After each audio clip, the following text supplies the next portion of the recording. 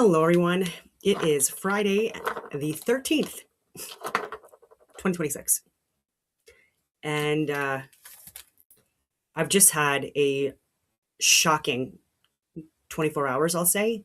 And it started with, my goodness, I guess it didn't start with, like, there's been so much shocking information that's been going on in the news, and so much disinformation and politicizing ideologies that are harmful to societies. Like, there's just been so much.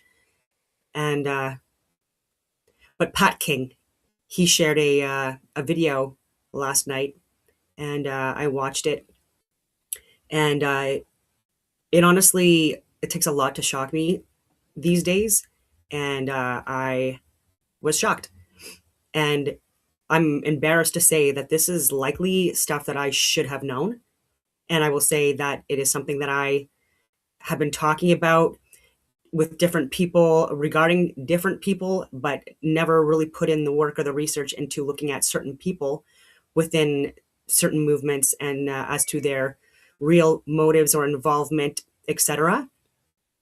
And so he does discuss it, and he does share receipts, and apparently he's been sharing receipts now for years, and it's not stuff that I knew even before we did the podcast in early October of 2025. It was a great podcast. I really enjoyed meeting him, and so there's no bias here, by the way, like for what I'm going to share, and I'm not taking sides on this, but if I were to take sides, it would be his, and I'm going to say that up front because he's been nothing but open and honest. And I will say that I've been tracking his work since 2021, before he even knew I existed, likely. And he took his government in Alberta to court. And that was a really important case. And he went through a lot, selfless sacrifice on behalf of Canadians that people do not ever speak about enough, right? And so people from within the organizations, these movements, have turned their back on him over the last few years. I wasn't tracking that. And there's just, again, there's so many distractions and so much to look into that it's impossible to know everything. But anyway, I'm rambling on. And so I talked with him this morning, and then again just before this video, and yeah, he's no bullshit. And I was wondering, like, should I do this video or not? I asked permission if I can share his video. He said yes. And but it's gonna likely make, I'm hoping not, I'm hoping this doesn't cause division within like the truther communities or anything like that, but it might anyways. And but I still think that it's really important information that needs to be addressed, because it is information that is circulating out there. There is proof of it, possibly, allegedly, and then it's also shared. And so take a look at Pat King's channel and his social media, or just talk with him. That would be the easy thing, to just talk to him, and then just get things out in the open, and then just explain things so that we can be united, like a united front, right? And not take away from important events that were the outcome and direct results of the people that we're going to be talking about anyways. People that, regardless of their motives, but I do think motives and intent is important, they did sacrifice a lot on behalf of Canadians and the world, I'll say at that point, because the convoy, like the lockdowns and the mandates and the forced inoculations, like that was getting more and more strict within Canada, and we already had the most strict in the world, or some of the most strict measures, especially Ontario and Quebec, for over 2 years by that point. And then these inoculations being approved for children from the ages of 12 to 15, I believe it was the end of November, early December of 2021.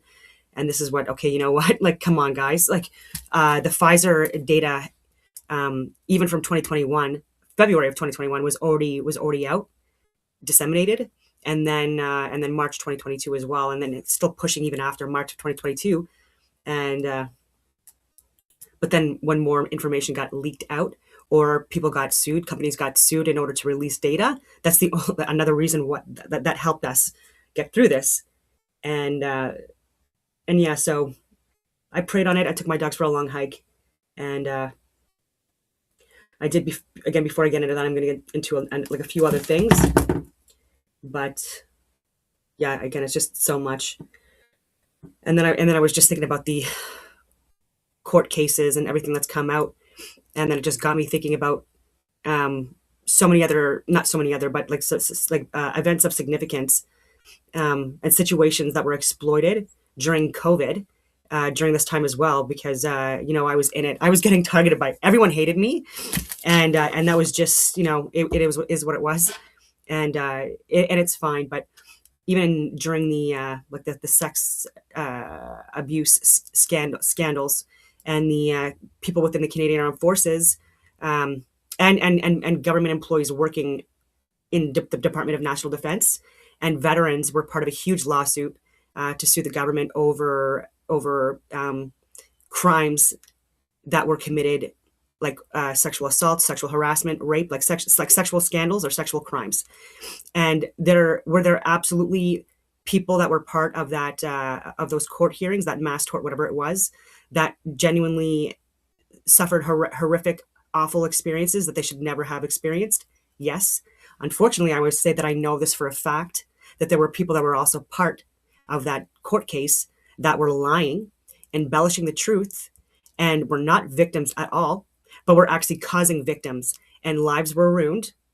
And again, this was even proven in the courts. Even when I was talking about W5 with Global TV with Mercedes Stephenson, people saying that we have right wing media in Canada. No, we don't. No, we don't. We have just varying degrees of leftist radical media pretending to be on the right. And anyway, and so that was exploited. It was politicized to push ideologies, because woke DEI, critical race theory, all that was being pushed during COVID, right? This is where we had the peak of people that were transing, committing suicide, overdoses, relapses, including myself with alcohol during that period, August of 2022, because I just was overwhelmed and not taking any medications or anything like that. Again, like this was stuff I was dealing with chronic stress because of my home being targeted and stuff like that, that it was just a lot. But anyways, during that period, so I emailed the entire mass tort because people wanted me to be a part of it, because I've actually experienced sexual assault and violence, and stalking and harassment and things like that, where I had to move multiple times. And with my experiences, not only in the Canadian Armed Forces, but when I got out, because I was still working, I became incorporated, top secret government clearance, and was doing contracts with like the highest levels of government. I've talked about that before. And again, even with that, there were issues.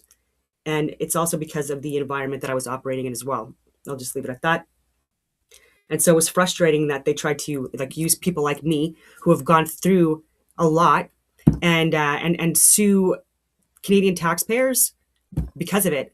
When anyways, I didn't think that was the right thing to do. And again, it was the height of COVID. And when people were pushing woke DEI, critical race theory stuff, like people thought that people were white supremacists during that time. They still do. Misogynists, sexist, pseudoscientists. If you were a white Christian male, like you were literally hated by every freaking demographic at that point. And so pushing this during that time, I'm like, they're using this. They're using people that actually have gone through suffering and real like harm, and you're exploiting them, and that's disgusting. Like you're exploiting victims when they're the most vulnerable of the populations, instead of actually helping them. And again, that's why it's making like mainstream media attention as well, and it's disgusting. And they did the same thing for the residential school court hearings. They exploited, again, like a vulnerable population, and again, we're using even third or fourth party like accounts of witnesses of alleged crimes and abuses that were suffered, and again, no proof, respectfully speaking. And we spent hundreds of millions, if not over $1 billion, in all of that, and in the research, in the teams that were created. And again, it was a government grift, and again, it was politicized, and real victims were actually exploited. And but then also people that were again sold the idea of like, oh, if you say this, you're going to get a lot of money. And then so people that are desperate and living again in austere conditions, and in some cases don't even have running water, like clean water in the reserves. Of course, they're going to like go like want the money, and it's disgusting again that they were exploited, and it caused more division. And so when people like Francis Widdowson are literally just trying to say like we have to look at government corruption, and these companies that they're hiring, they're not even Indigenous peoples. Okay, over 600 or around 600. I'm going on all these tangents, but there's so many. No, actually, it's almost 2,000, almost 2,000 organizations within Canada that claim to be of Indigenous status, removed from the list because they weren't. And so there are people that exploit important movements and organizations. They exploit it, or they exploit vulnerable groups for their own agenda. And people need to realize that this happens, and we need to call it out. And so anyway, I'll get into my stories because I'm all over the place. But I hope people see what I'm trying to say regarding that. Okay, let's see here. So I've talked about John Baird before, and again, I'm not accusing him of anything. Just to be clear, I'm just saying this was an invitation on the next slide that was sent out. He signed it underneath here. You can check that on social media, inviting Jeffrey Epstein to the International Peace Institute, IPI Salzburg Global Seminar with the support of the foreign ministries of Canada and Norway. It was week long, and we know what people do during these gatherings. Even in Davos, there's a lot of escorts, a lot of prostitutes, and I'm just saying what it is. And yeah, so maybe they needed Epstein's help for that. His contacts, again, he knows how to throw parties. And so yes, and people were saying it was fake. So yes, the 2014 invitation letter to Epstein for the Salzburg seminar is genuine, based on U.S. Justice Department documents and reports from Canadian press. John Baird signed it, but stated he wasn't consulted on invites and had no prior knowledge of Epstein, but you signed it. And it was Epstein didn't attend. Who cares? You invited him. Anyways, Baird served as Poilievre's leadership campaign co-chair in 2022. And so, again, regardless of if it's left or right, I do think it's important to call people out or question or further assess and investigate instead of just support or dismiss, because there's a hypocrisy in that. We try to tell the left, look, you have to call out your own. Like, what are you guys doing? But we're not going to do it for our own organization. Like, I call out Doug Ford. I voted Conservative in the last election. I voted PPC in the election before that, because Maxime Bernier was the only one during that time that was talking about real issues. He's gotten a lot more controversial in the last year with his posts. Like, it's very clear he hates the Conservatives and everyone that's part of it. Like, even people that are journalists or independent analysts or whatever, people that are reporting and anyways, just because they support the Conservatives. But what are the options at this point? I don't even know. All right, so I wanted to address this, but I addressed it in my stories. Just so wound up today. Oh my God, that video just unsettled me. Yella. Okay, here we go.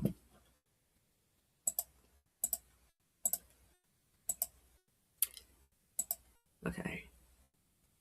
Ooh. Oh yeah.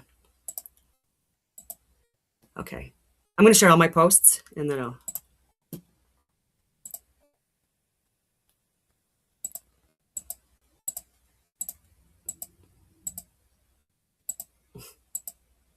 This. Okay, so the five horsemen of the techno. Without having to constantly convince people and beg people. Convince. And plead with people who. This is Peter Thiel, and I've done videos on him for years in Palantir, so check those out. We're never going to agree with you through a technological means. Our product is used on occasion to kill people.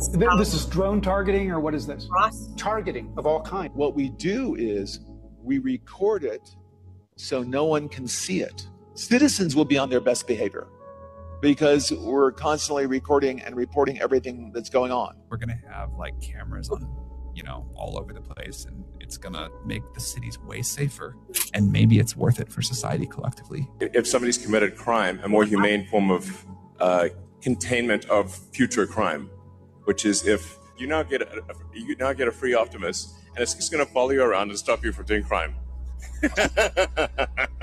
You could actually unilaterally change. Yeah. So there are people in Europe, I believe, within the government that have canceled contracts or declined contracts with Palantir because of the surveillance and data overreach and how it would be an infringement on the citizens. And that's accurate. They're not even from that country. Like Canadians, we should not be involved in this at all at this point. If it was good people running these companies for the betterment of society, and they were not going to do things where there's absolute overreach, then sure. But like, why don't they just move to Prospera and just leave us alone? Like your little libertarian country that you want to have, and just go away already. Next. All right. So this is Canadian news. This is Mario for the North. The Canadian. And yeah, I really hope that he, you know what? You don't actually even have to be elected to be a cabinet minister.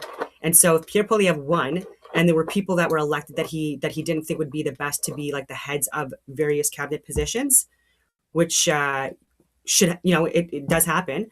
He can appoint someone that is not elected in order to fill those positions. And I think Mario would be incredible for multiple cabinet positions at this point. And so that's just food for thought. If he ever watches my channel, it's not really a channel. I'm not a journalist or anything like that. But anyway. The government is playing politics with your lives. And I'm going to show you how much they hate our guts. See, if you go on the government website, you can actually check out the things they voted for. And so today, there was an opposition motion, meaning it was presented by the Conservative Party of Canada in relation to serious crimes and refugee claims. And their proposed motion says we need to bar non-citizens convicted of serious crimes from making refugee claims. Makes perfect sense. We need to bar non-citizens with active judicial proceedings related to serious crimes from making refugee claims. Completely makes sense.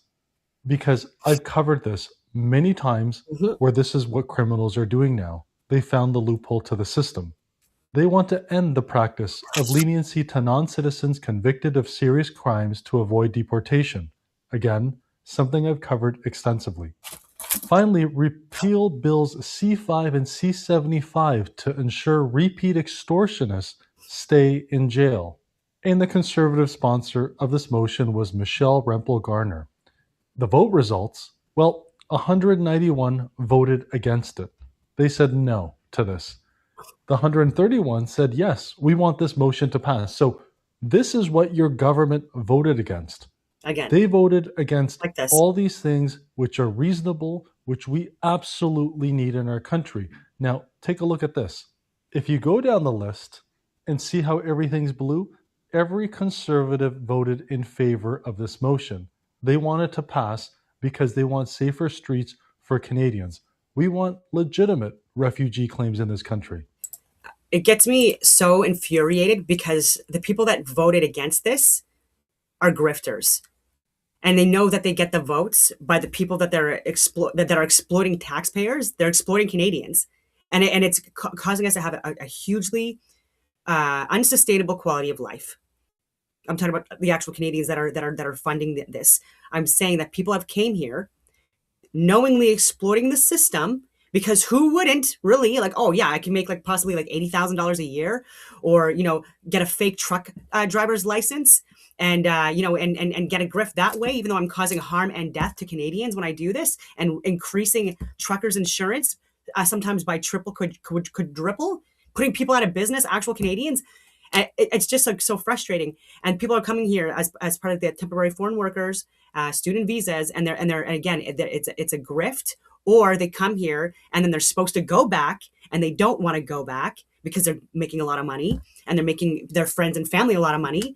And I get so frustrated, respectfully speaking, and they claim asylum or refugee status.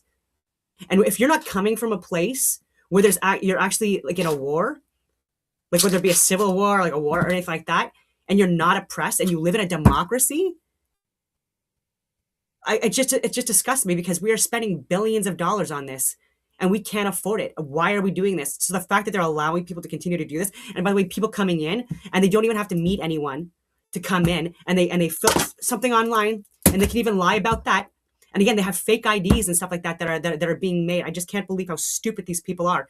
And again, people within CBSA and law enforcement and us, we're the ones that deal with this, and we're the ones that are paying for this. Not these clowns in cabinet, and House of Commons, obviously, because it's not just cabinets that are voting on this. It's the House of Commons. These liberal, they're not even liberal. These grifters, these disgusting human beings, they need to be fired. Why do people elect these people? They're largely possibly from like immigrant populations that will never vote anything but liberal because they're never going to want the money to end. And unfortunately, there are people that actually do need that money, and they are legitimately here fleeing oppression and fleeing war. People legitimately, and you're giving them a bad name as well. Like, so well done, House of Commons, because yet again, NDP, Liberal, Green Party, and Bloc oftentimes too, you're fucking clowns. I hate it. Less than 200 people in Canada are ruining our lives. And I know it sounds dramatic, but I'm just so frustrated at this point. On the other hand, starting from the leader of Bloc Québécois There you go. and every single other person, doesn't matter if you're a liberal, Bloc Québécois, or the interim leader of the NDP, Don Davies, they all voted nay. When they vote nay, that means they voted against this. You have to ask yourself, why on earth would anyone vote against this? It makes absolutely no sense. It's disgusting. Oh my goodness, good point. They also vacationed to the country that they were originally escaping from. Yeah, 100%, multiple times a year. And they have family there, and they have, their husband or wife, like there as well. Or you can claim that you're a single mother here, even if your husband is here, and he probably might have multiple wives, one there and one here, and then she's supporting that family and this family. Like, I just can't anymore. But yeah, and so if you're fleeing oppression and you have to be here to seek asylum or refugee status, if you go even once back to your country, you stay there. I don't know. That's just what I think. Again, I'm super fired up this morning, or I guess this afternoon. I mean, but 1,000%. The Canadian government is playing politics with your lives, and I'm going to show you how much they hate our guts. Oh. See, if you go on the government website, you can. Yeah. So talked about on Joe Rogan. They say a lot of. This was a good podcast. I think it just got posted a few days ago, and this is screenwriter Roger Avery. He's the screenwriter for Pulp Fiction, which I freaking love that movie. I've watched it a million times, and in other significant films as well, I guess. But he talking a lot of truth. And Joe Rogan, for some reason, I thought he was supposed to be like an unbiased interviewer. And whenever this topic comes up that it's not this one, it's another one. I won't even mention that one. But whenever a certain topic comes up, despite the fact that people are providing scientific data to back up their claims, and they could provide research and they could provide all of that stuff, he always has a pushback. And I have responses for his comments back, because again, it's the same, people say the same things as rebuttals all the time, and it's exhausting at this point because they're so easily debunkable, respectfully speaking. And so I don't know why he has such a bias. It would be nice if he could be more open-minded with this. And if you don't agree with it, just ask him questions, but you don't have to put your own spin on things or provide information that, to be respectfully speaking, is useless to prove any points at all, because again, like, they're easily debunkable, like the telescope argument that he made up with, like, and when we have lasers and levelers, and we have like so many more advanced technologies, the P, like the Nikon 900 or whatever it is, that, where you could see, like, where you can zoom in, at longer distances. And yeah, I can go on from there, and about the telescopes and themselves, and who works at these observatories, who did in the past, and when it was Tycho Brahe and Kepler. Look what happened with that. Unrelated to that, I'm going on all these tangents. So Joe Rogan and Oscar-winning screenwriter Roger Avery discussed the possibility that people close to Jeffrey Epstein were eating babies. They red-pilled Rogan's audience about Moloch worship. Things, and they're not really coding it very much. Well, the code, it's glaringly obvious when they say pizza and when they say jerky. That's glaringly obvious. How do you walk jerky? Yeah. You know what I'm saying? And why do I need a chilled container to, a chilled bag or whatever they say? Jesus Christ. And so you think they're eating babies? Oh, yeah. I absolutely believe that. You should get together with Kurt Metzger. He would go crazy. I don't doubt it for a second. Well, I think this dates back a long. To be clear, it would be so good if he did a podcast with Kurt Metzger. time. This is Moloch worship. Oh, well, there was the other email that said, "Thank you for the torture video. I enjoyed the torture video." Yeah, and it's like people just they don't want to accept it. Like people don't want to believe it. They don't want to accept it. They say a lot of things, and they're not really coding. Was one person, Donald. Today we are putting the full weight of the federal. This was I'm going to get to this, but there's just so many disgusting things in these files, and about how they were talking about this girl. I don't know the age, but this girl that was talking about some kind of a traumatic event where, like, she believes that God saved her and that God or Jesus will save her, and then there was a joke about the next time you see her dressing like God or Jesus, and I guess the implication is like, let's see if God will actually save you, or anyway. So Secretary Kennedy, we are redirecting government procurement dollars towards American farmers and not junk food manufacturers. If that is real, that is so groundbreaking and incredible. And I can't even believe this guy's still alive, because I absolutely believe that, again, like agriculture, like rural areas, they need to be funded so hard. Like, people are struggling now. And again, not just, there's so many companies that were in like blue collar rural areas, like in Newfoundland and Quebec, in Nova Scotia and PEI, all these places that have been shutting down over the last 5 to 10 years to build ships, oil tankers, again, agriculture, fishing, mining, you friggin' name it. They keep on like shutting these down, and people getting less work because it's more expensive to operate these areas as well, because of the carbon tax scam and all this other stuff. And the equipment keeps on breaking too, because again, there's no money being subsidized, no money from the government being provided to these areas to also keep people in these areas, so that it's going, again, it's being wasted, and on things like this as well. And so if you can like stop funding Coca-Cola and the chocolate bar companies and all of this stuff, and you put all of that money, because it's a lot of friggin' money, into that, and like taking the money out of like major fast food chains, there's way too many, and again with McDonald's, etc. These are like, it's real estate is the big money there, and look who owns them. Look who owns the real estate. There's such a monopoly. All right. Okay, so I did a post on this. Okay, so a man in a congressional office building was asked, America first or Israel first? He replied, Israel first. And so I'm going to say again, he's a congressional office. Sir, can we ask you America first or Israel first? Israel first. Israel first? Yes. Before America? No, of course not. You fat penguin? That's what you have to say? Polls, you're going to get in a lot of trouble. You're a fat, disgusting penguin, sir. No, you're a loser. You're a fat, disgusting penguin. Loser. You're the biggest. Okay, all of this is just weird to me. Like, this was unnecessary. Disgusting penguin. Existed. All you guys are losers. You're a fat, You're disgusting losers penguin. that hate America and hate Jews. You're a fat, disgusting penguin, sir. You're a fat. How do you feel about Palestine again? Can you let us know? In Syria, nobody gives a shit, right? You said nobody gives a shit, right? Pal, I'm leaving. You don't have the right to harass people in these halls. We're just asking you a question, sir. You cursed at us, bro. I did not curse. You said nobody gives a shit. We didn't curse at you. We treated you respectfully, fat boy. I didn't actually really hear him swear.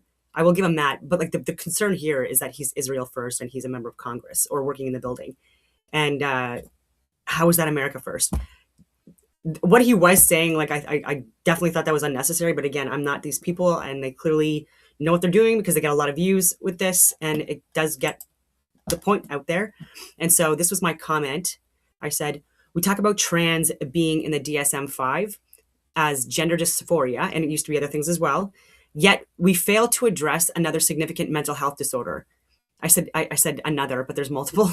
So number one, NPD, narcissistic personality disorder. The person believes he or she is special and unique and can only be understood or should only associated with special or high status people or institutions.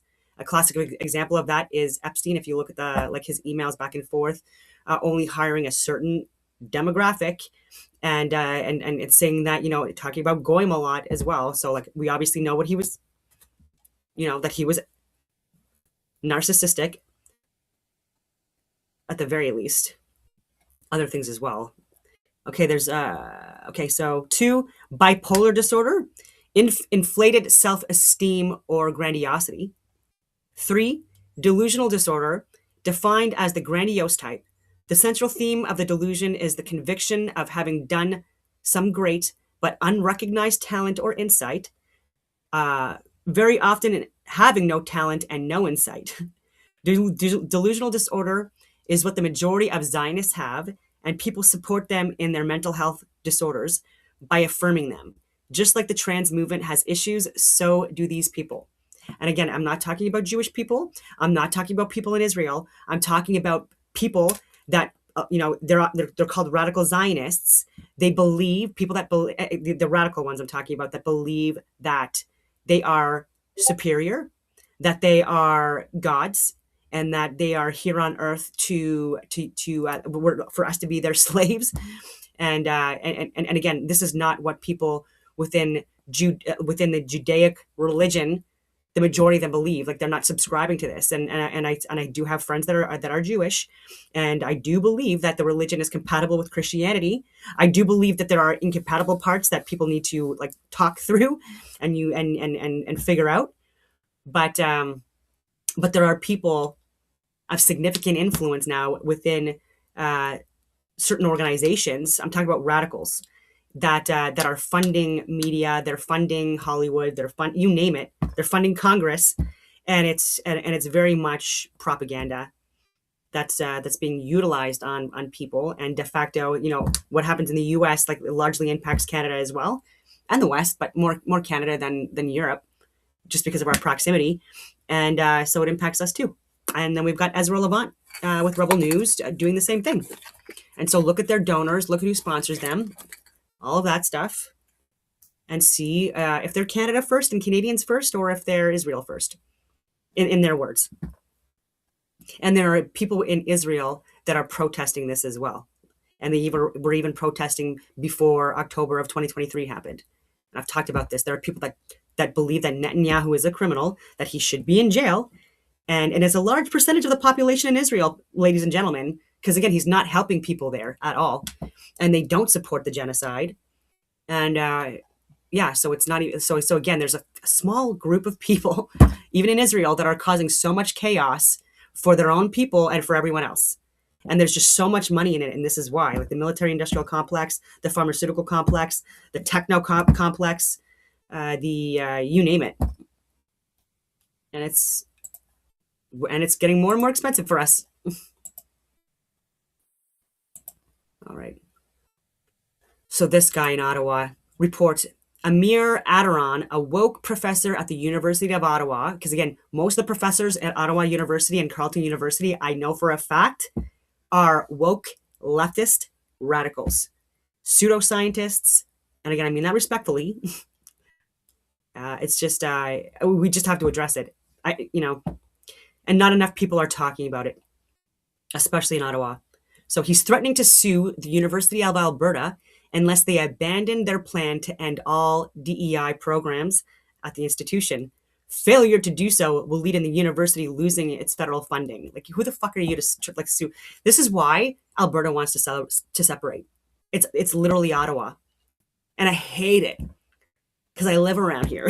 I hate it. Like, it's just frustrating. And yeah, so this is why Alberta wants to separate.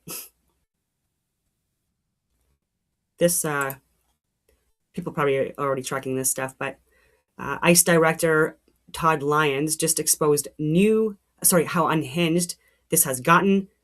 The cartels have actually posted the schematics of my home. After activists publicly called for him to be killed, they started posting videos of his wife walking to work. This is crossing every line. When people dox people, like, that is so disgusting to do. And if they were ever doxed, they would be calling 911 and the cops immediately and wanting people to be in jail for life. It's so hypocritical. Poor unhappy Gilmore. Oh, Rachel Gilmore, again, one of these leftist Karens. I don't know where she lives, but it's probably Ontario, probably Toronto or Ottawa. And she's so annoying. She's having a really tough time with the fact that her narrative about the Tumbler Ridge, BC shooter is being demolished in real time by accounts that are sharing truth and facts about it, that she had a little melty, and she's saying that you're out here layering hate onto a tragedy for your own disgusting political purposes. The shooter's gender identity doesn't matter. It only matters to sick people like us, apparently, for trying to exploit a mass tragedy to drive an agenda of hate that will kill more kids. I'm sorry, was it us who killed kids, or was it a mentally ill, unstable individual who was hopped up on SSRIs and had violent delusions? I think the only ghoul around here, Rachel, is you. Poor. Yeah. So this was my comment. Law enforcement and leftist media identified the adult male shooter, because it was an adult male shooter, okay, as a female in a dress. I'm going to reiterate that. The headlines and law enforcement were saying that it was a female in a dress. The only reason why people are calling them conservatives or far right, there's a lot of people calling this out. Why would you do that? If you would have just even said friggin' shooter, I don't even know.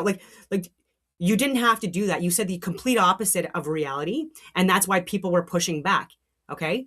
And so you said man in a dress. Sorry, you said female in a dress. Correcting blatant misinformation is not politically or ideologically motivated. When you started calling him an adult male as a female in a dress, that was political and ideologically motivated. Okay, so Gilmore, you're the goddamn hypocrite there. Sorry, God. Okay, so Rachel's so gross. Anyways, she clearly hates women. I think that as well. If this guy is recorded as a female in the records, that inflates the stats for female offenders and makes us look bad.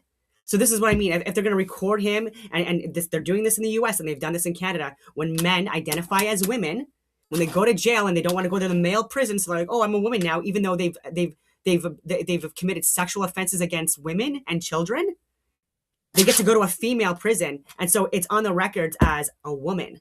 And then people, like, if you're going to look at the female stats in the population, actual women, you're going to think that there's more women that commit crimes, sexual crimes on friggin' women and children than there actually is. And I'm pissed off at it. Can we stop that already? Can we stop? And people identifying as white that are clearly not white, can we stop this? And again, I mean this with respect, like facts over feelings. We need to report things properly. Stats, government funded stats, like stats need to be fucking accurately reported. I'm so sick of this. And based on science, based on measurable, objective, measurable, repeatable data. Objective, measurable, repeatable data, not subjective feelings. Sorry for screaming.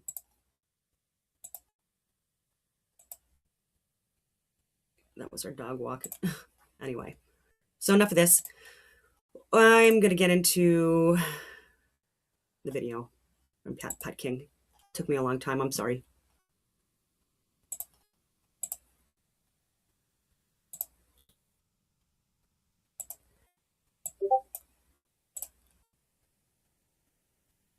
All right.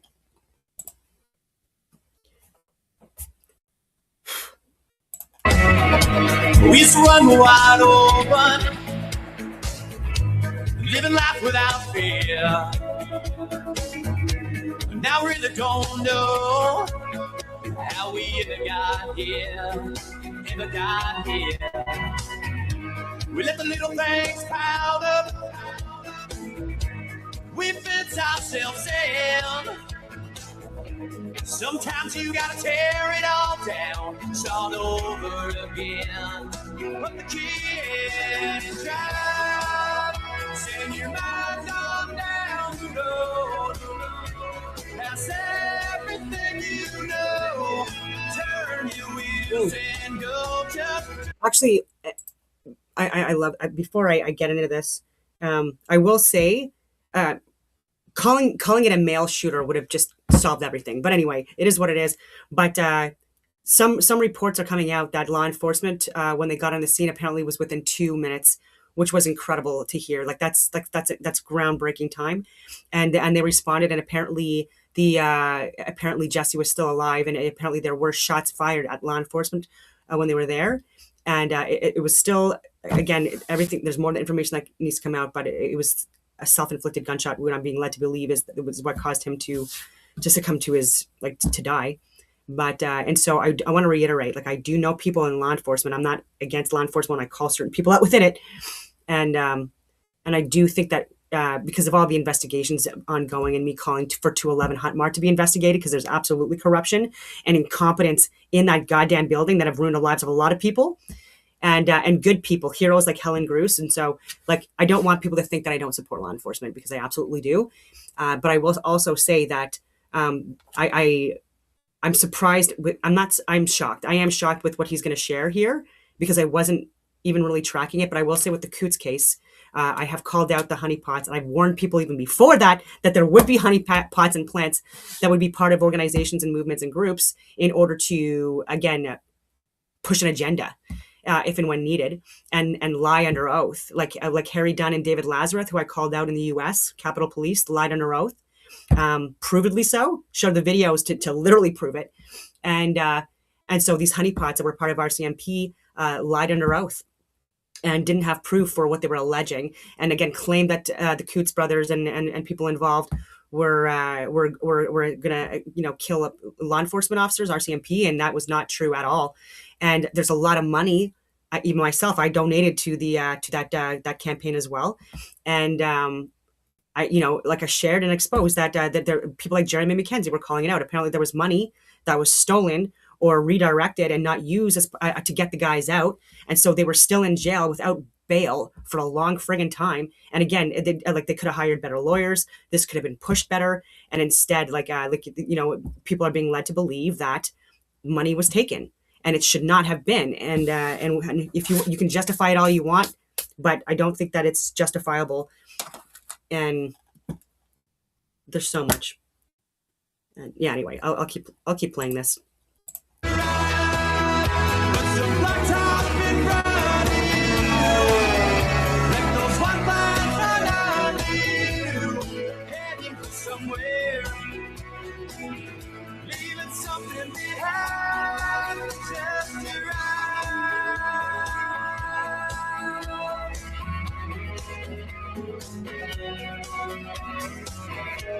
We can burn across the desert,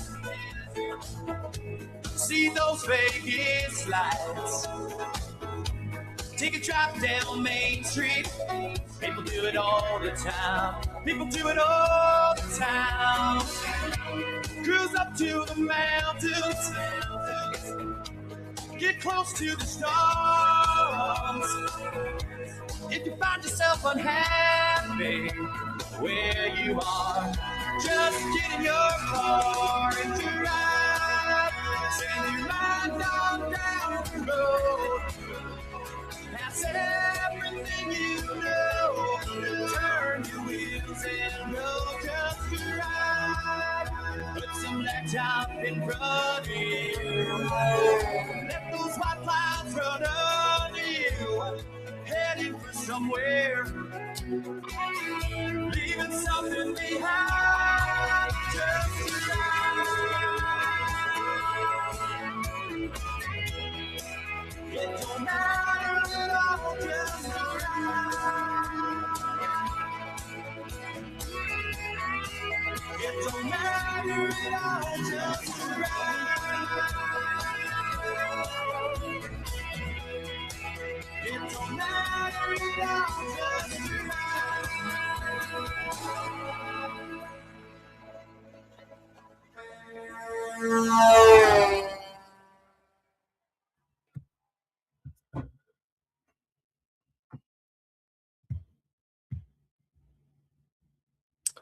Good evening, guys. And how are y'all?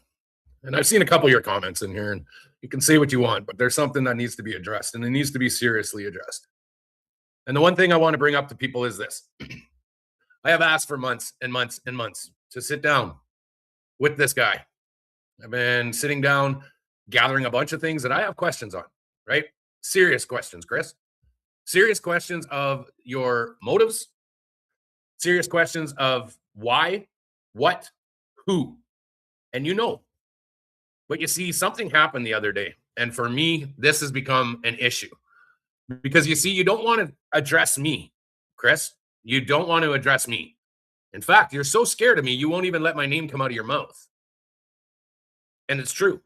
You won't talk about Adopt a Trucker. You won't allow that to come out of your mouth either because we know what you guys did. But you see, it isn't anything just about what you guys did. It's how you go about it. You see, you have lots of people on your side. Perfect. Right on. I'm glad you have support.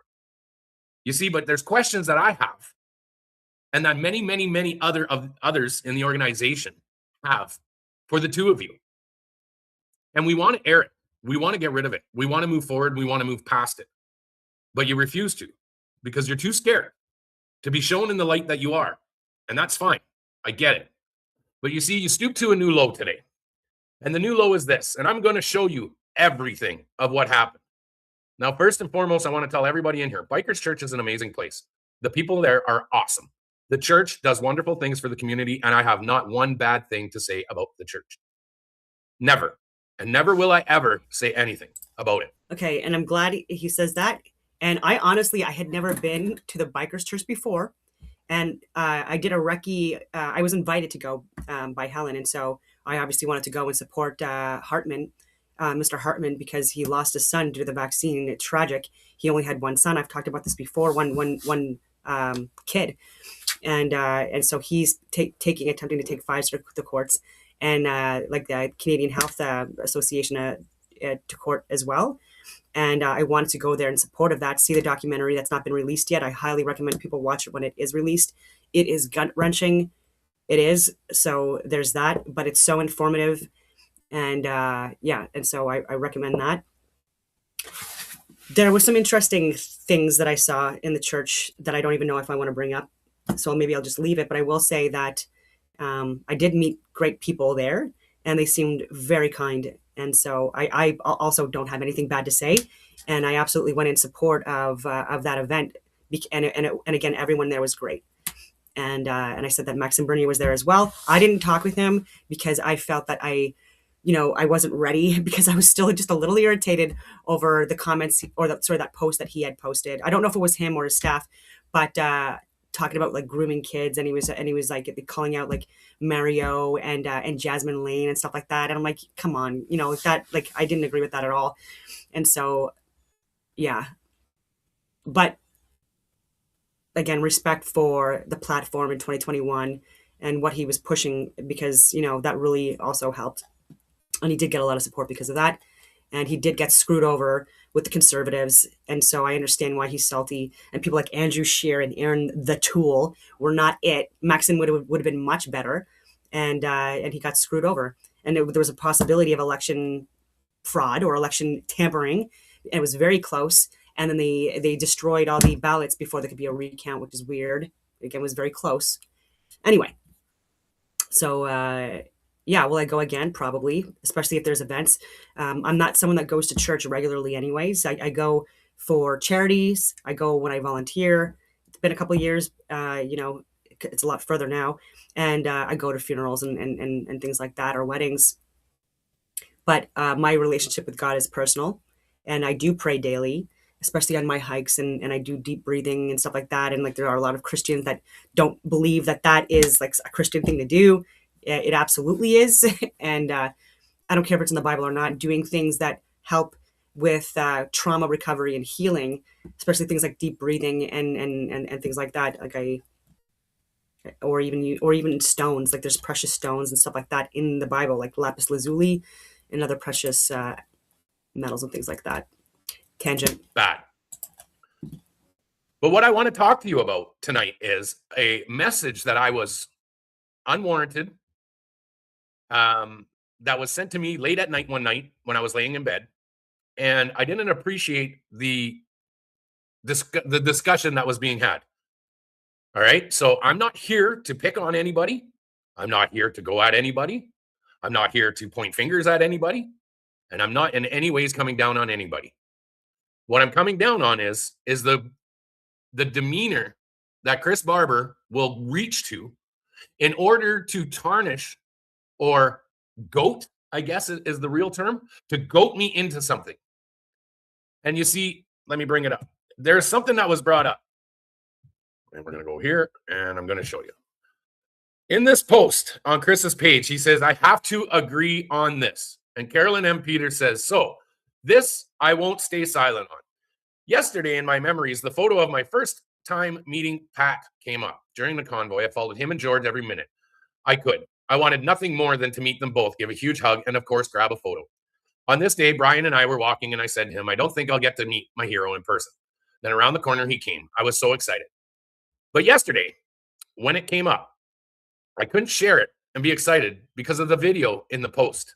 Now, I'm going to show you the video in the post here in a second. The last few months of Pat's attacks on Chris and Tamara and his calling them out for shit he says has receipts on is bullshit. He said and proved nothing and showed nothing. In fact, I did, and I showed a lot of receipts and many, many more. But that's fine. You didn't see them all. Not my fault. He said and proved nothing and showed nothing. I expressed my opinions a few times, but didn't want to give it the attention he wanted. That's fine. You don't have to. But to speak about Melissa McKee, the woman who opened her church to the truckers in the convoy, the woman who spends endless hours talking and praying for everyone that needs it, the woman who spreads so much love and generosity, the woman who cares beyond words, and I know for a fact words like that would never come out of her mouth. Well, Carolyn, I'm going to set this straight tonight and show you everything that was said. You've now lost my respect, Pat, and although you may not care, you've also lost our following. That so be it. So be it, Carolyn. But you'll see here in a moment why things were said. And honestly, I'm going to agree with Melissa on this one. She has changed you. You're not the same Pat I once had respect for. Funny how Sophie's live was just on TikTok, because I'm pretty sure Melissa doesn't have an account. I'm going to block Melissa from this post, just in case she hasn't seen it, because I definitely wouldn't want her to see it here first and feel what she would feel and not be able to hug her. But Melissa, if you do see this, just know how many thousands love you beyond measure and are so grateful for you, Rob, and Bikers Church for everything you've done and continue to do. I love you beyond measure and thank God enough for bringing you into my life. As for you, Pat, I hope you can ask for forgiveness and I hope you can see your actions only cause more division. I'm glad Chris and Tamara chose not to engage with your bullshit tactics. And it's TACTICS, by the way. It shows they're driving on a much bigger highway than you. By the way, Pat, how's George? Hey, Carolyn. George is great. Just talked to him yesterday. In fact, I talk to him almost every day. But nice little dig. For anyone who wants to know, this was Sophie's live on TikTok last Friday, I believe. I will always stand for those I love, and I'm not sorry about it. So let's watch the video. Oh, hang on. Really? Because I'll fucking say everything. I don't give a shit. Fucking say it. I'm really angry. I'm really not impressed with some people. I'll fucking say it. Mm-hmm. I'll fucking say it. Yeah. But say it from the beginning of exactly how it happened. Okay, I so love a good build-up. You guys know how I've been calling out Chris and Tamara, and I've got receipts, and I've got everything, and I've showed everything, and I'm fucking not hiding anything. And I'm just telling people these people are thieves and crooks and everything that they've done and all that stuff. Well, because of that, what I've been doing and what I've been telling people and all that, I guess the message was sent to Melissa McKee. And I guarantee it has been fucking sent from them to tell me to shut up and that I better shut up. And so Melissa McKee from Bikers Church decides she's going to fucking message me at 11 o'clock at night and she's going to tell me a bunch of shit and tell me that I better shut my mouth. Yeah. Like, stop. It's not a good look on you. You got to raise your caliber. You got to be a better fucking person. You got to live under God. God will judge you. Blah, blah, blah, blah, fucking blah. And then I said, you know what? You guys are telling me to shut up because you're afraid of the truth. I said, because I'm bringing it out, people are going to tell me that I should shut my mouth and just stay quiet. You know, how am I supposed to hold accountability to politicians if I can't even hold the people who fucking destroyed what we built accountable? And then she says, you know what? The pastor's wife of Bikers Church. And then she says, you know what? You should be aware of the people that you're surrounding yourself with. Witchcraft and Reiki and yoga and all that is all forms of the devil. And the devil has weaved his way into you. And the devil is manipulating you. And I said, I haven't had a Reiki session from Sophie in over a year. I said, and I don't, and then she brought up the Ouija board. Says that we play with a Ouija board too. And I'm like, where the fuck are you getting this shit? All right. So I want you guys to know this. Hang on, sorry. I want you to know this. There was a message exchanged between Melissa and I respect Melissa for her opinions, and I said the same thing to her. But some of the things that were being brought up were very preposterous and very damaging, to the point that I was second guessing what the meaning behind the messages were. Now, this is a private conversation between me and Melissa. We said our piece, and she said, if I'm going out there, then it is what it is, and I'm going to say it. But I'm going to say this once and for all, straight up. I respect Melissa. I respect her opinions. I'm grateful for everything she has done for me. I am grateful for her being able to come into the church. I'm grateful for everything that's came to my life. Okay? And I've never said a bad word about her. But what I asked her was to be respectful and not say these things to me on the basis of watch what I'm saying and don't talk about the receipts. Don't talk about bringing the truth out and just stay quiet. But I'm going to get to these messages and I'm going to show you the messages because I don't want anything to be misconstrued. And I don't want people to go around and saying that, Pat, you're lying about what Melissa said. What we did in that TikTok, and first and foremost, I want to share this much. The video that was taken from that and put into Carolyn M. Peters' little post there that Chris shared and say, I would have to agree. That video was taken from a troll account that we know of that has been doing hit pieces on Sophie ever since we got together because they're a group of girls that are so jealous that I found a beautiful woman and she shares my heart and she is in my life. And this is what a bunch of good for nothing girls, and I call them girls, not women, because they act like little kids, posted this video. But I want to make something clear to everybody. I'm not attacking Melissa in this. Straight up. Melissa, I love you to death. I think the world of you. But you were wrong in what you've done. But you see, what Chris Barber does is he jumps on any bandwagon to try and call me out. Chris Barber tries to go at me and goat me into online rhetoric. But Chris, you lost on this one. Because I've been trying to get you to sit down and talk. But now all we're showing now, Chris, is how you're too chicken shit scared to come to the truth, get the facts out on paper. But instead, you're going to go after my spouse. You're going to share a post that you have no idea about. But it gets better because as I show this one, hang on, you see Chris has to jump on the bandwagon and go and make another post about how Melissa McKee is the most beauty she ever is. And by the way, Chris, as you write in here, it's I'm so proud to stand with this amazing lady. Not I'm too proud to stand with this amazing lady. But hey, Chris, the grammar Nazis are out. We call it what it is. You don't even know how to spell. But you see, this is what Chris does. You see, instead of Chris addressing the fact that you're a liar, you're a thief, and you've done a lot of bad things to a lot of people, instead, you're going to jump on this to try and discredit my name. But that's okay, because I'm going to show you the text messaging. I'm going to show you what the conversation was, because I feel that it's warranted in this situation. You see, I've never said a bad word about the church, and I never will say a bad word about the church. I love the guys. I love everybody there. I think everybody is great people, and they've done a lot of great things for the community. I can't say that enough. But there's a time and a place where people are warranted to be able to give me advice. And one thing that I do not allow is when I'm trying to bring out the truth and show people the receipts, because these people are liars. Not only are they liars, they're thieves as well. And they literally are. They tried to take $1.4 million from everybody and hide it. In fact, thank God the bank saw it and they froze it, and then the government froze it. But if you guys wouldn't have known and none of this happened, they would have got away with $1.4 million of your donations. Okay, now that's serious. Now, let's go bring forth the next pieces of evidence. Let me remove this. And I want to start with this one. All right. So let me minimize this so I can work with you guys both on this.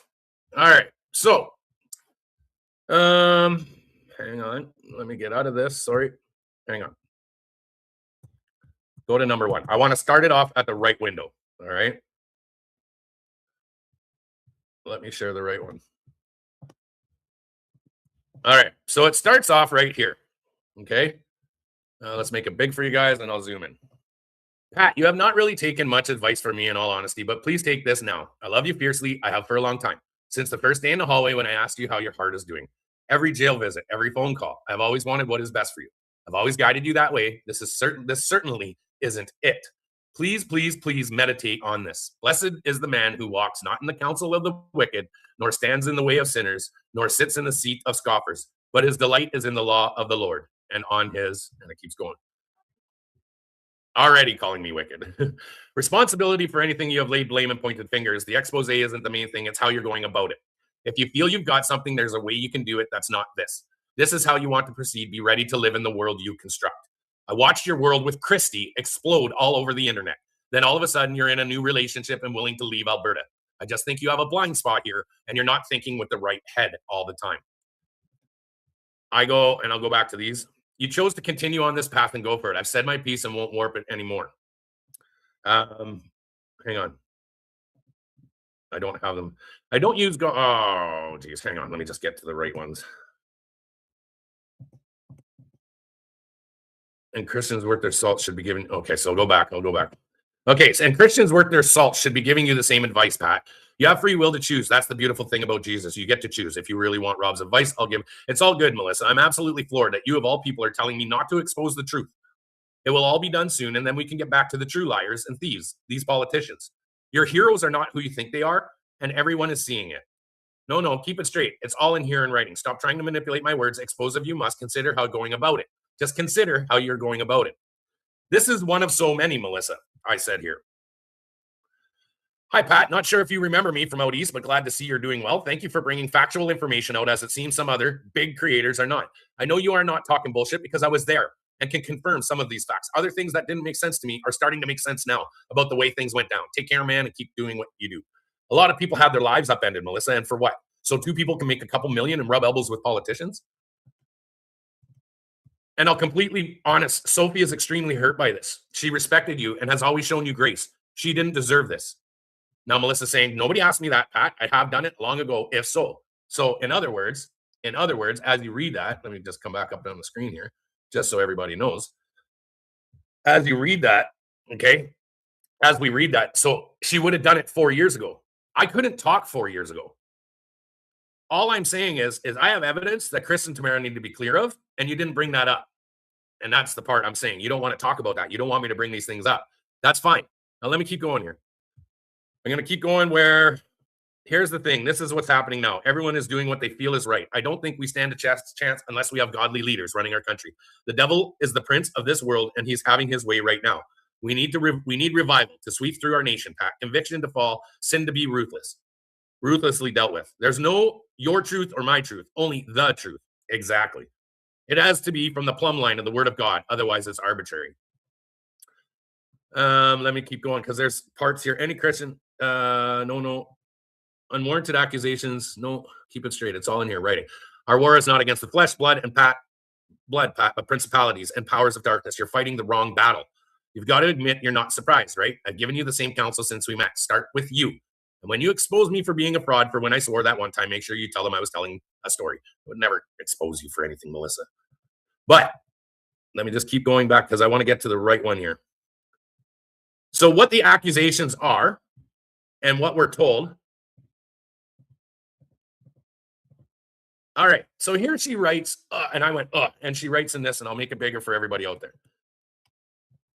Delilah has worked her way with you through and through. You don't even remember what's real and how things went down anymore because your rage has been fueled by this caliber of people who just love to watch you burn. I really do hope you read Judges 15:16. The saddest line in the whole Bible can be found there. Delilah, is that what you think Sophie is? Don't underestimate the power that Reiki, yoga, Ouija boards have opened you up to. And I'm not making this up, folks. I'm not making this up. This is what has happened. Okay?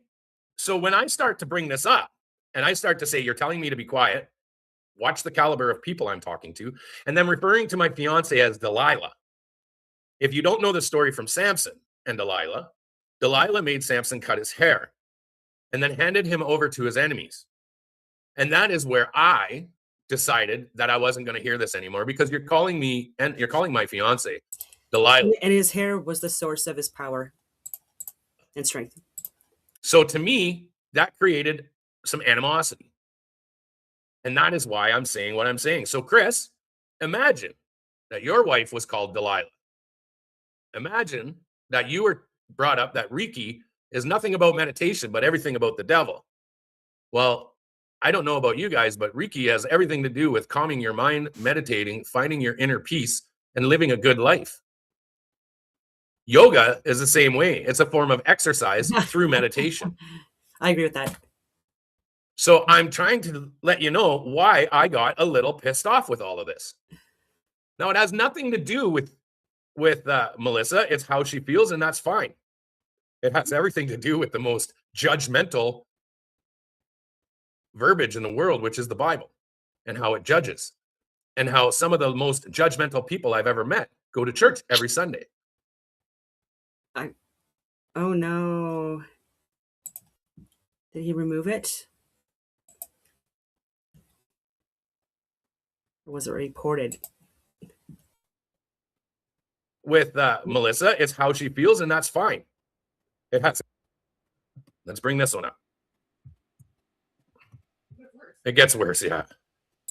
In that case, hang on. I don't know how far we were before it shut down. Delilah, is that what you think? Don't underestimate the power that Reiki and Ouija state. And then she goes to another scripture. In that case, I'll point you to Galatians, the fruit of the Spirit. If you want to be part of a move of God in this country, then you better be sure your life lines up with scripture in order to be used by him, a life surrendered to him completely. There's great cost to this, Pat, but he doesn't realize or he doesn't release his blessings unless you are walking in obedience to him. It sounds like a judgment. It's not. It's the truth of the gospel. We are all a work in progress. If you're serious about this new movement, then go all the way. You can't have one foot in the world and one in the church. God literally says he will vomit you out of his mouth. Feel the caution. I use scripture to point you to a true measurement, one that doesn't let us get away with stuff. God is not okay with sin, ever. You've not chosen that really since I've known you. And you've been in the midst of incredible drama online that's incessant. You have to start looking within, Pat. I'm not betraying you. I'm actually being a really good friend here. You know I love you, not a fangirl. You need to be close to Pat King need. I prayed on the hill the first time I ever saw you. Asked God for 5 minutes with you to pray. I have nothing to gain here. I want you to experience a loving relationship with Jesus who will bring you peace no matter the situation you're facing. You choose, continue on this path. The story as it really is, because you sure weren't accurate there. That's after the fact. But which one is the one I'm really looking for? Hang on. Let me go open this back up. I'm going to go back to my Facebook because that's where I posted them all. And let's go through them that way. Okay. Nobody asked me that. I'd give you a long cake. I use scripture to point that out. Yep, got that one. You chose to continue. You know it's a sin. And what I say, I'm sorry Sophie is hurt. Not my intention. Unavoidable thought. Unavoidable though. Okay, let me just. I can't remember. I'm going to go back. This is how you want to proceed. Be ready to live in the world you construct. I watched your world with Christy. Yeah, well, Christy's whatever. We know she's. I said, you know it's a sin what you're doing. Okay, let me share this because I want to share this. But in fact, I'll just read it to you. You know it's a sin what you're doing. You're using God to manipulate me into leaving my fiance and calling it witchcraft. So there's a message. Yeah, I want to show that. That's what I was looking for. No. Keep it straight. Telling all the story. Imagine if you may. Okay. Right here. All right. So this is what was brought to me. Okay. Let me share this one. All right. I'm still for you. I'm for Sophie too. It just looks different than how you feel supported by most people. She tells me to go back to Alberta. She tells me to leave and go back to Alberta. Now, if anybody's anybody, absolutely, I love Alberta, but I love my fiance a lot more. She tells me to go back to Alberta, and I said, you told me to go back to Alberta. Who does that? I am showing it. I'm just. No, but the wise one. Let me find it.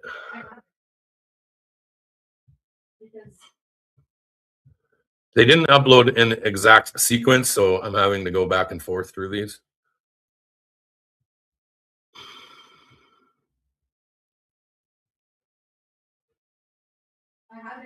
Yeah, bring it here then. Or send it to me. Oh.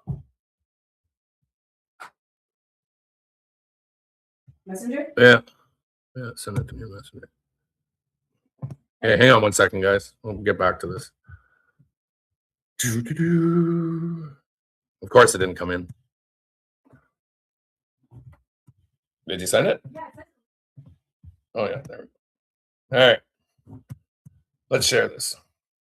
Because this is what started it all for me. Yeah, I got it. So I get told here that if I could tell you any advice, let me just drop this down. Let me bring this up. All right. I don't know what happened to my thing here, but but it says here that if I could tell any advice to take, it would be to shut down your social medias for a few months, detox from the adrenaline rush it brings, go back to Alberta and be with your boys. Go back to Alberta as in leave my fiance? That's wild of you. She says wild or wise. And to anybody who knows me, anybody, I don't know why my StreamYard just did this, but anybody who knows me, you don't get away with saying those kind of things to me. To tell me to leave my wife, my fiance, my future wife, to tell me to leave her, put a really bad taste in my mouth. So that is why we're having this issue, just so everybody knows. And my issue between this is private. It's my own personal thing that I'm dealing with. Hang on. I don't know why my StreamYard's done this, but it's gone to be a, let's go this way. Okay, and let's press escape. Okay, so there, we got it back. So that was my discrepancy with it. And I thought it was pretty horrible for you to tell me that. All right. So anybody who knows, Sophie has been one of the most driving factors to actually keeping me calm. Sophie has been the one who's told me, no, don't say that. No, don't go about that. No, don't do this. No, don't do that. You see, something was told to me about raising the caliber of people I'm with. As you can tell, Melissa brings up caliber quite often. So what I bring up is Sophie is the highest caliber of human being I know. She walks very straight. She is a very loving person. She is a very open and honest person. And she does a lot of things that help me from not coming unglued online and keeps me walking that straight path. But you went at my fiance in this, saying it was Delilah, the devil, working her magic through Reiki, yoga, and Ouija boards. To me, that is the wrong way to go about this. You can have your opinion. You can have your faith. You cannot force that onto me. You cannot force your religion. Enough. You cannot force that religion. I know. You cannot force that religion onto people. And that's what you just tried to do. So I had some discrepancies in that. And when I brought it up, and Sophie brought it up in her life, okay, buddy, go away. The dog's trying to get on me. And because he's talking about Reiki and he's talking about meditation and yoga and things like that, and there are people, I want to be respectful when I say this, that I feel are the most radical within Christianity, that are not, that I feel like they're looking at scripture and texts, and I mean this respectfully, that reinforce their own narrative, but they're not reading all of the scriptures. And I mean that respectfully. And so I'm just going to share an example of what I'm talking about, because people have said that to me as well before, like, oh, you're not a real Christian, you don't believe in God. Yes, I do believe in God. And I don't, anyways, I don't believe in certain people's interpretations of certain things that people can do to benefit themselves and have a better relationship with God. And so many Christians, theologians, and practitioners argue that yoga, meditation, deep breathing, and even energy healing are not inherently non-Christian.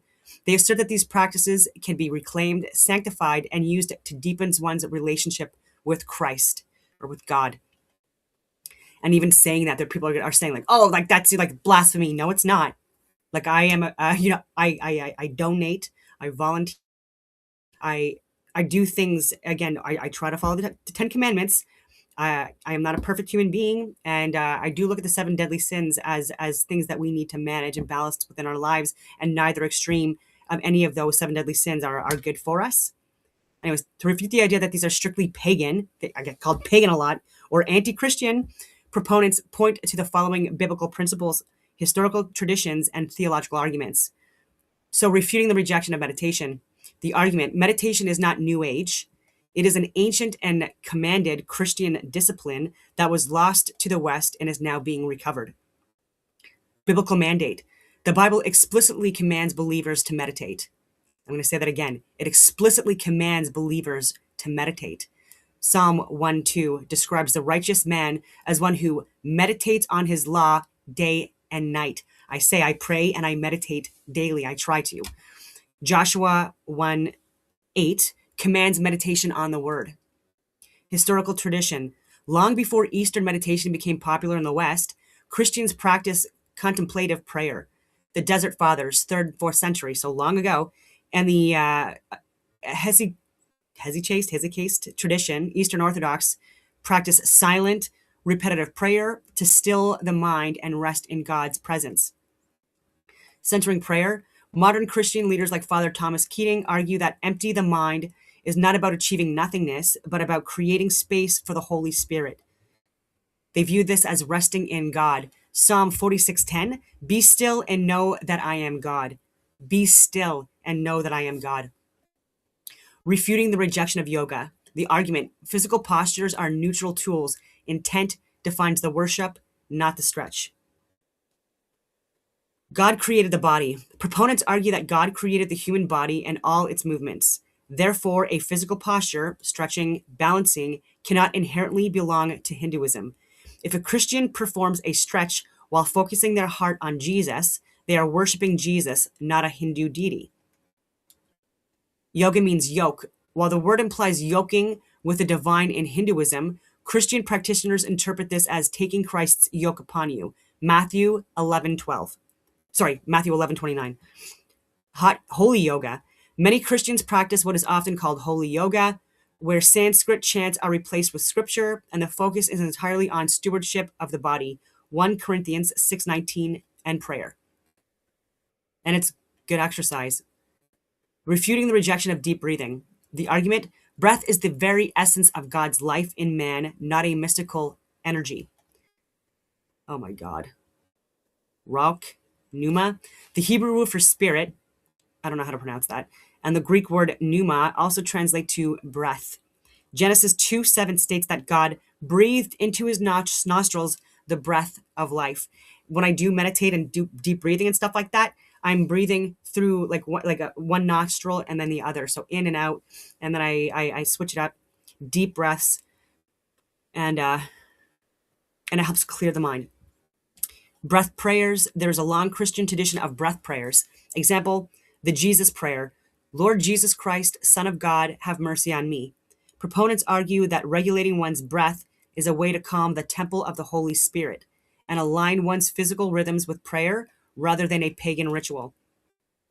Refuting the rejection of Reiki, the healing argument. The argument, all healing comes from God. Energy is just a term for God's sustaining life force. Laying on the hands. Jesus commanded his followers to lay hands on the sick and they will recover. Mark 16:18. They don't like that passage, do they? Christian Reiki practitioners often view their practice not as channeling a separate universal force, but as acting as a vessel for the Holy Spirit's healing power. God as a source. The argument is that if Reiki works to heal or calm, it must originate from God, because Satan cannot create life or true healing, only chaos. Therefore, they view energy work as simply accessing the natural bioenergy God built into creation. I believe that we are electromagnetic beings created by God. Terminology versus reality. So proponents argue the church is scared of the word Reiki or Chi, but if it were called prayer touch or Holy Spirit sustainability, it would be accepted. They argue that God sustains the universe with his power, Hebrews 1:3, and connecting to that power is an act of faith. Okay, so I can go on from there, but again, there's going to be people that are going to hate me saying that, but it is what it is. But one of the things is you're not going to force me into a situation all because you think that godliness is the virtue that I must be walking on. I'm allowed to have my faith and I'm allowed to have my beliefs, but you can't tell me to go back to Alberta. And that is my problem with that. You see, I would never tell anybody ever to go leave their spouse unless they were physically being beaten, like people had told me, you need to leave her. That's a problem. Absolutely. So I did. But that was a different situation. This situation was wrong. So we voiced our opinions. But a little troll account grabbed it. Some people posted it. And Chris Barber ran with it. And this is my problem. And that's where the problem has now become an even more scrutinized issue between Chris Barber and myself. You see, Chris, you're too scared to approach me You're too scared to talk to me. You're too scared to get me to be quiet. You're too scared to message me because you know I'll save the messages. You're too scared to go at me online face to face. So what you'll do is you'll try and tarnish the waters by taking somebody's post that doesn't even know the whole scheme of things themselves, who took a fucking post off a troll account that has been trolling my fiance for 2 years now. And it's a bunch of catty little women, little girls that are jealous, extremely jealous, that they got thrown to the side because of the actions that they did. We know who runs that account. We know who's involved with it, and we know exactly what they're doing. But you see, you ran with this, Chris, because you're such a scared little man. You won't take me on yourself. You'll go and make yourself another little fool. And you'll go and pull a post off somebody else and says, yep, I agree. Chris, I've got so much on you, man. I'd be scared too. Even your own neighbors are talking about the hundreds of thousands of dollars that you've invested into Big Red, that you have no receipts to account for where that money came from. In fact, they did the work on it. Over $210,000 of work put into your trucks and all the collectibles and everything else. In fact, I showed that stuff to Melissa as well to say, you know what? Even the own people in his own community of Swift Current are seeing the bullshit. You're manipulating the law. You're manipulating your house arrest. Tamara's got Rebel Media in her back pocket because she's a cash cow. So Rebel Media is going to manipulate the court systems, and they're going to manipulate it so that she can go and walk on the fucking streets doing Rebel Media stuff, and her journalism is horrible. They post her posts to make it look like she's getting all this following to abide by the court systems. You don't think we see this stuff? We're watching. We're making notes. And we're going to hold you to account for it. The same way everybody holds me to account. But you see, I'd rather be loved for hated for the truth than to be loved for a lie, Chris. And you're too scared. You're a scared little man because you don't want me to expose what you've done. You can carry your following all you want. You can carry on the old ladies that are following you, you know, the ones that are putting you up on a pedestal. You can carry on all you want, dude. But nothing you do will ever, ever amount to anything because of the person you are. You didn't do the convoy. We did the convoy. Everybody, all of Canada. There's not one individual note. But I do see the comments in this post where people are saying you had your truck there for 6 days and then all of a sudden it disappeared. You were nowhere to be found. You hid in the hotel rooms. You never came out on the streets, barely ever. We all know what happened, Chris. We all know what you did. But instead of coming up and saying, you know what? Yeah, I did pull my truck off because I heard there was supposed to be a riot. That there was supposed to be an ensuing riot to damage equipment. Yeah, that's where I was just shocked, right? Like it's not about how long you stayed there, all of that stuff. It is where the money went, honestly. And then if you were tipped off about, because again, there were brake lines cut, there were hoses used inside vehicles, windows smashed, counter protesters and losers within Ottawa that were throwing things at the movement. Media and politicians were lying about so many different things. It was just crazy. And people were risking a lot. People went to jail. People had their bank accounts frozen. People had their lives ruined, their careers ruined, reputations ruined, all of that stuff. And target on our friggin' backs. Hated, absolutely hated. And still, like a lot of people, because we still have the same people in government and media, it's not properly being reported. But like, I mean, you got to lead from the front, right? And me especially as a Patricia officer, 15 years, the Patricias, they led from the front. The officers led from the front. And I will say that that's why we lost more. Again, I'm a little biased, but that's why we lost more officers in Afghanistan than any of the other regiments. It's because the guys led from the front. People like Andrew Nuttall and Johnny Snyder and you name it. Truck off, and you didn't warn anybody else. You just pulled your own truck off. You were never in Wellington Street, Chris. You were there for the initial 6 days, and then you were out, and then you hid. In fact, I've got all the evidence of your conversations where Pat's a liability. He's showing us up. Wasn't my intention to show you up. My intention was to do right by the people that were there protesting and make sure that they were accommodated and fuel was covered and they had places to shower and food in their bellies. If that was showing you up, and now I'm a liability, well, maybe you should have got out on the street and did this exact same thing with the $1.4 million that you had access to, that you lied to adopt a trucker about. When you guys wanted to pay for lawyers $67,000 in lawyer fees, you had $1.4 million in your bank account. No, instead, you went to Chris Guerin and you asked him to pay the $67,000 to fly a private jet of a bunch of people out. You see, those are the things, Chris, that are the facts. Not my little issue that Melissa and I have. Not a little issue between trolls. Not a little issue that, some people are saying that I'm dissing Melissa. I'm not dissing Melissa at all. I'm hurt because of what she said. And when I told what I said, that was the truth. And you know what, Chris? All I'm doing now is telling the truth. This isn't division. For those that are sitting there saying that there's division, this isn't division. You're not going to blindly follow people that are trying to destroy everything they touch. I want to make sure that people are safe. I want to make sure people are not blindly following and giving their last dollars to people who don't give a shit about you. Because they don't care. Chris doesn't care. When Tamara looks at you like, oh yeah, she's acting. They're not genuine people. They're not in this like we are. They don't do these things unless they're being paid to do it. In fact, look up Jeffrey Rath in the Independence Party and find out who the first lawyer who took the $1 million out for Tamara. And you'll find out it was Jeffrey Rath.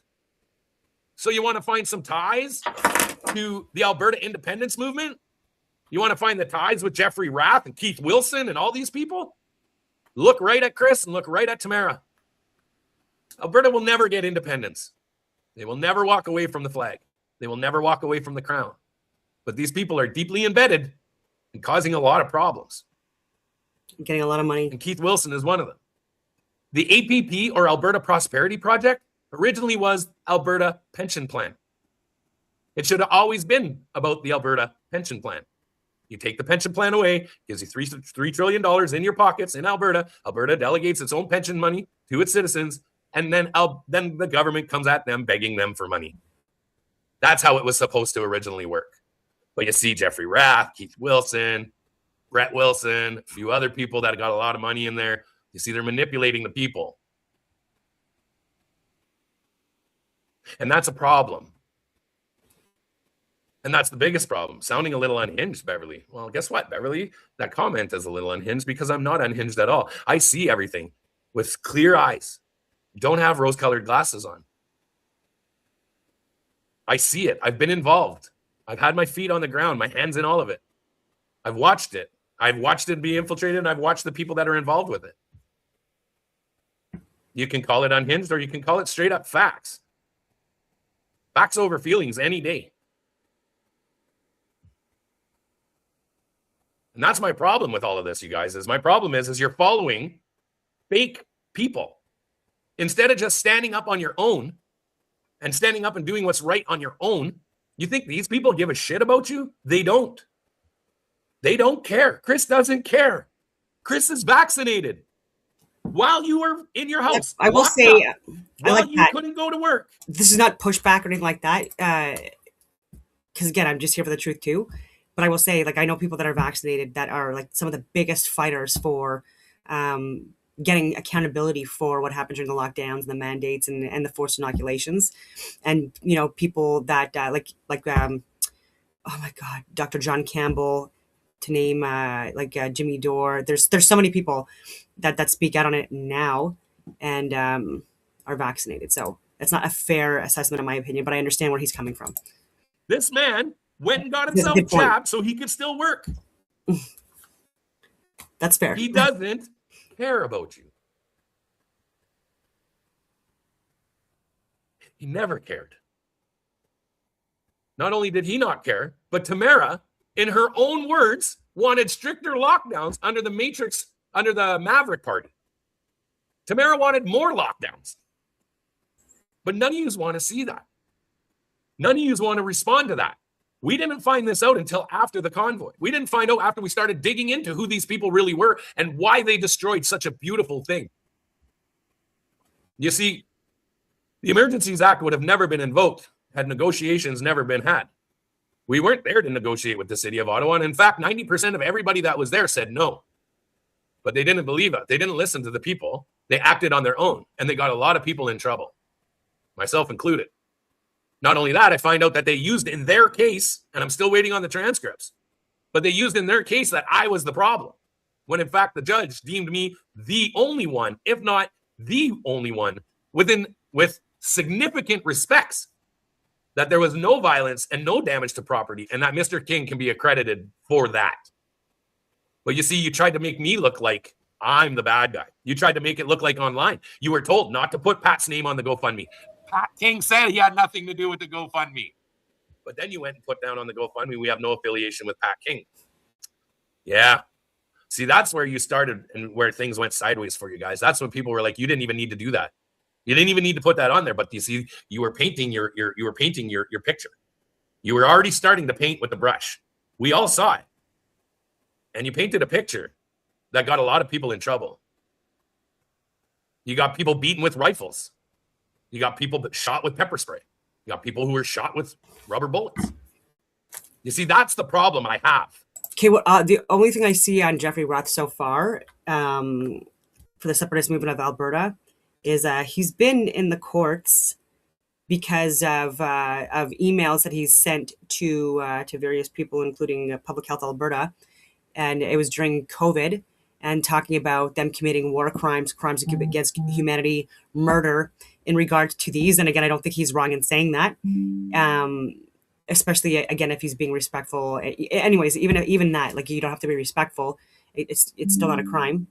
And so I don't understand why he's in the courts for that. Like, especially if we can prove a lot of what he's saying.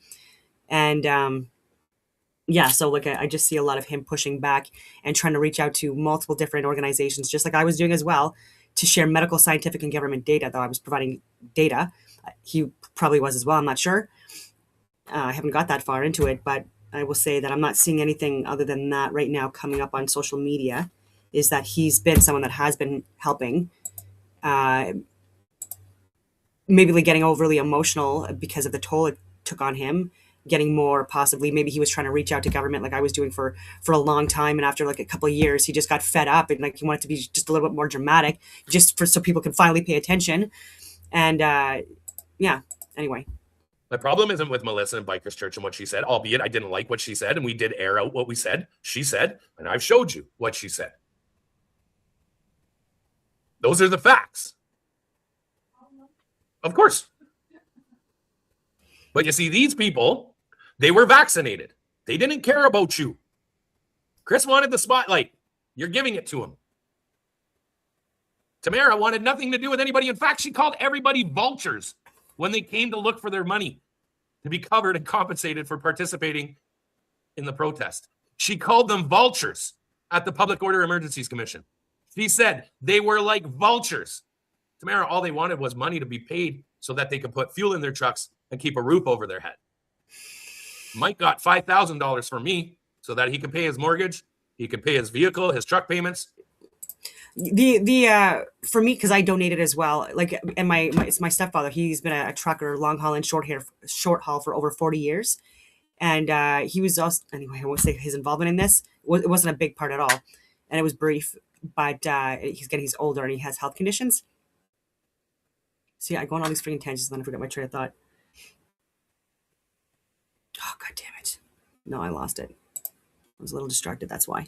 Anyway. Well, others got thousands of dollars from me. Oh, yeah. Oh, my God. So the only reason why I donated was because I thought that money was going to be going towards the things like fuel for the truckers and people that were part of the Freedom Convoy, food, water, things like that. Like, that was literally why I donated. And so, like, if that didn't happen, like, I'm really frustrated with that. And again, that's why I'm sharing this, because like I wish I would have known sooner. But like, I mean, I also, like, not only did I donate, but I also bought a lot of food at Costco. I made a lot of friggin' sandwiches, so many, and I had like other foods, and I had beverages and stuff like that. I brought it all out, like a whole bunch of stuff out to the truckers and people that were part of the Freedom Convoy. And I was under the impression that a lot more people would be doing a lot of the same, but with the money that was donated. That's when I became a liability, right? I became a liability at that point because I was making you look bad. I just want you all to know that Chris is posting stuff and he's lying. My fiance is a beautiful person. She has a big heart, and she's done very well at keeping me centered and keeping me calm. She's done a fantastic job at showing me what love truly is. And I will defend her until my dying breath. But you see, Chris, you still have to cook chicken nuggets in the air fryer. You know what I got tonight? I got a beautiful butter chicken with fresh vegetables, rice, cooked up in 10 minutes. Oh, God. Enjoy your chicken, your dinos in your air fryer, buddy. You want to talk caliber, Melissa? That's caliber. Of somebody who takes care of me, of somebody who loves me, of somebody who wants to see only but the best for me. And when you start calling her Delilah, you start saying she practices witchcraft, because we live through meditation and we try and stay calm and we try and work our ways through our spirit and our inner heart and our inner core and our inner self. Now we're practicing the devil. I have problems with that. I have issues. What's up? Well, you said. Yeah, come on in. Come on in. Okay. Oh, you want to see in the front? Oh no, you come. Let her speak for herself. Don't let me speak. Let her. And then we'll shut her down. Yeah, I just want to. Hello. The blue light, though. I was looking at you through here, and the light is super blue. Hello. Okay. Hi, I'm Sophie. I very rarely. I don't think I've ever been on the Facebook. Hey, baby. All right. Hi. Let me put this down a little bit. So, You're nervous? Yeah, because it's Facebook. Mm-hmm. So let's start with this. TikTok for me is like an ulterior universe. It's like alternate universe. It's like it doesn't exist. I have people in my real life, my Facebook is private, super locked down. And then on TikTok, we have some fun and whatever. Like people that I know in real life are not on TikTok that much. So when we did that, I was just on a live, 50 people in there. And it was the morning after the Melissa text. And I had it on my heart. And everybody was like, Sophie, what's wrong? What's wrong? Talk to us. Tell us what's going on. And I'm like, oh, I don't know. I'm mad. And you guys saw, I said, I'm so mad. I'm no longer mad. I'm now in the more disappointed stage of it all. I was angry and I said, well, I'm not going to talk about it. Pat goes, yeah, say it. And I'm like, really? And he's like, yeah, I'll fucking say it. And he's going off, So we talked about what happened. Again, like Pat said, we're not going to go after the church. We're not going after Melissa's character, her person, her personality, her looks, nothing. Her texts. Her texts that were inappropriate to my fiance at midnight while I was asleep, telling him to leave me. Using God and scripture with her reasoning as to why he should leave me. That, when I woke up and Pat told me that, it was shocking. It was very hurtful. I have broken bread with that woman. I have been in her home. I've been in her soup kitchen. I've been at her church. Very, very disappointing. Spent lots of time with her at court. Always put her on a pedestal and treated her like gold. Mind you, she did not treat me like gold the minute we met. She had it in her mind that I was not good because of how quick he fell for me, I guess. Or maybe people in his past told her things and she had the wrong impression of me. And she told me that. She said, I'm so sorry for how I treated you at the beginning. You're lovely. You're this, you're that. And I said, it's okay. You're forgiven. Okay. So fast forward, we just spoke last week. I'm going to ask Pat, not yet, but I'm trying to look for anything where Tamara Lich was opposed to, there was a proponent and supporting the lockdowns and the mandates in 2020, 2021. I don't see anything. And with the Maverick Party as well, like they seem to be like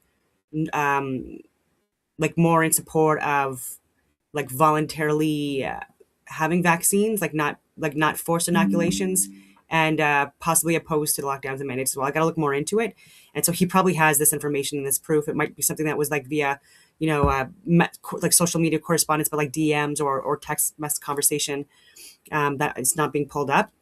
And so I'm just trying to be the devil's advocate here. And I don't want to take sides. I want to look at the truth. And so if anyone has anything on that, I don't see anything yet.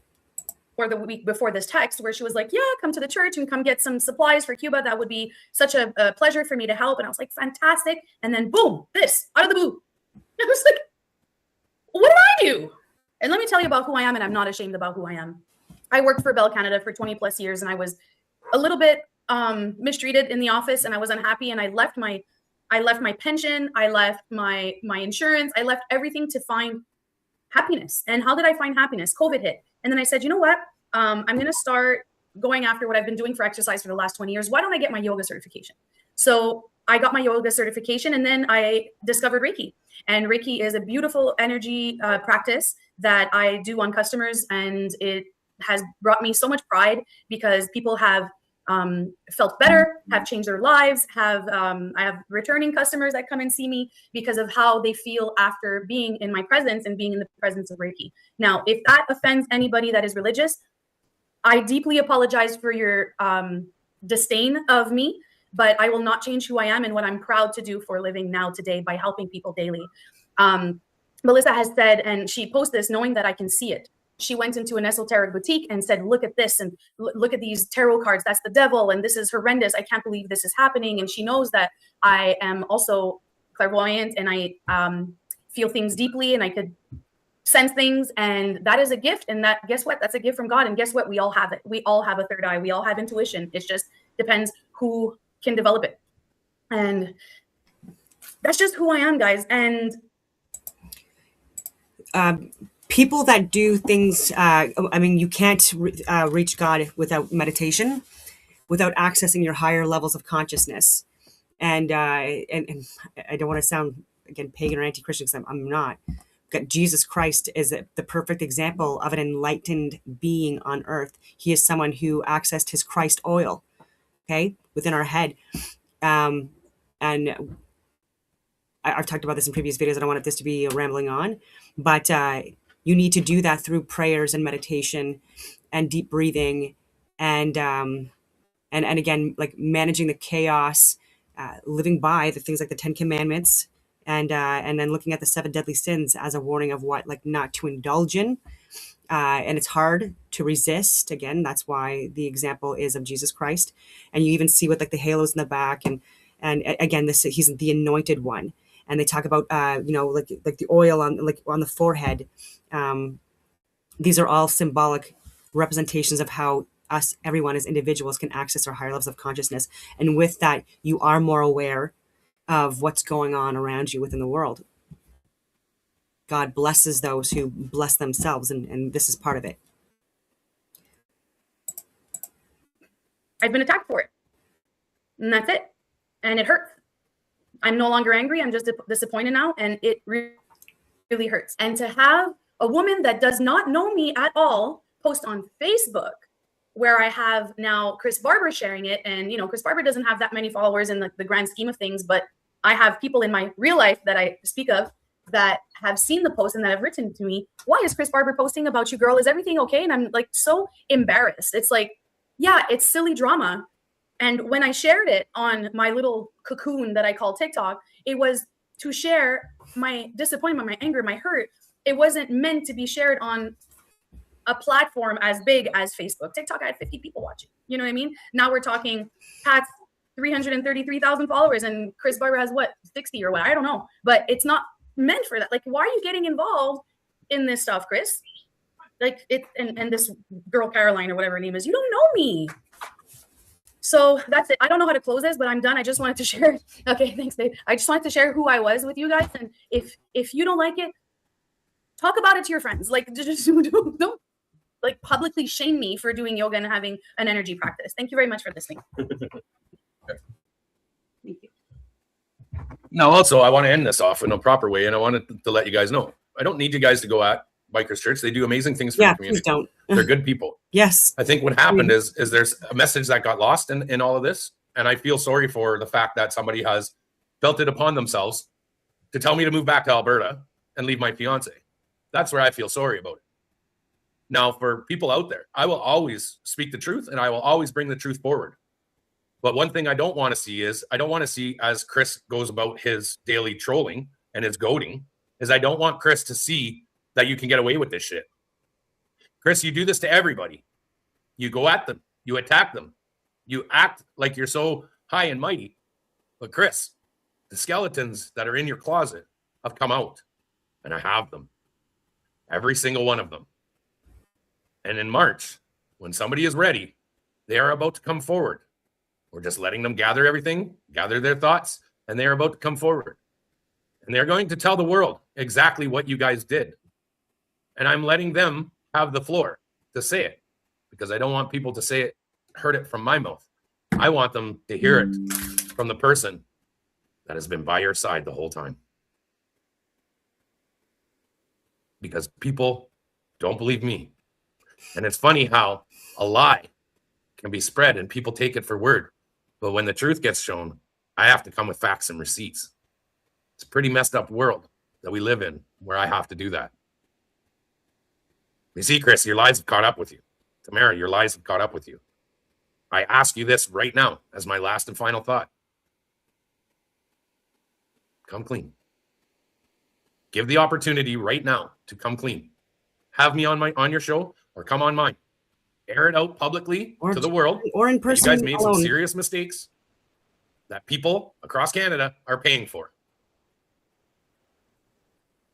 And own it. Because you see, the millions of dollars that you have taken from people and you're going to give to yourself is not where those donations were supposed to go to. There are truckers that are still waiting to be compensated. That, from what I've been told, does not add up to the amount of truckers that we had on our lists. And the amount of monies that need to go to these truckers is not what you're allocating. You see, we go to court March 4th for this lawsuit to be thrown out. It would have never made it to the lawsuit. You followed the advice of specific people that were giving you the correct advice to make sure everybody was protected. But you didn't do that. In fact, you actually testified at the courts to get more people added to the lawsuit. Thousands more people. You would rather have private donors added to the lawsuit than give up the 1.4 million that you tried to hide. Those are facts, ladies and gentlemen. Those are facts. Private donors almost made it to the lawsuit. All but one person spoke up for those donors, and that was Bridget Belton.